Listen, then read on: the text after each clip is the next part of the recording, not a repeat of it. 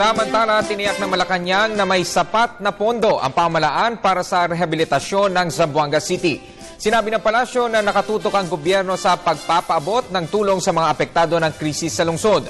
Ang detalye sa ulat ni Rocky Ignacio live mula sa Malacanang. Rocky? Maraming salamat, Ralph. Tiniyak nga ng Malacanang ang kahandaan ng gobyerno na ibalik sa normal ang kabuhayan ng maraming residente sa Zamboanga City, kaugnay pa rin ng stand-off sa pagitan ng puwersa ng gobyerno at ng MNLF Breakaway Group. Sinabi pa rin ng palasyo na patuloyan rin ang tulong na ipinaabot ni Pangulong Aquino sa pamilya ng mga sundalong nasawi at sa mga nasugatan dahil pa rin sa insidente.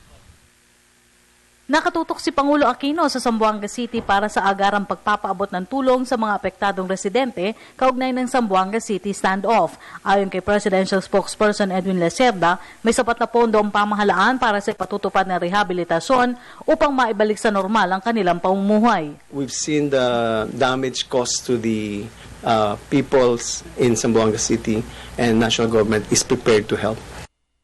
Affected wala na raw silang mababalikan sakali. We understand that po. That's a concern for us. Nagdesisyon ng Pangulo na manatili sa Zamboanga upang personal na pangasiwaan ang operasyon ng gobyerno laban sa gulong inihahasik ng MNLF Breakaway Group. Sagot na rin ito ng palasyo sa report na nasa ibang lugar umano ang Pangulo at wala sa Zamboanga City. In Zamboanga City, as to his exact location, we are not at liberty to disclose.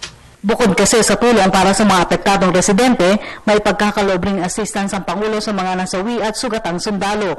Kukunin niya ito sa President's Social Fund. Ito pong nangyari po sa Zamboanga City, ito po mga namatay, mga killed in action, mga wounded in action, yung mga assistance po na ibibigay po sa kanila.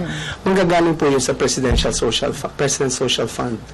So these are funds that are being used properly. Kasunod nito, pinagtanggol na rin ang palasyo na nagagamit rin ng wasto ang intelligence fund ng AFP para mapigilan pa ang pagkalat ng gulo sa iba pang mga karatig lugar ng Zamboanga City.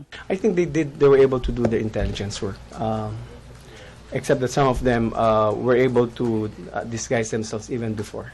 So, but we believe that our intelligence was able to prevent a massing of the MNLF forces. That's why they were dispersed in several in Zamboanga City. Nauna nang nanawagan ng Malacanang sa lahat ng pakikiisa para sa agarang pagwawakas ng kaguluhan sa Zamboanga City. At yan po ang ating pag-uulat mula dito sa Malacanang sa tulong ng RTVM. Ako po si Rocky Ignacio para sa Telebisyon ng Bayan. Maraming salamat, Rocky Ignacio.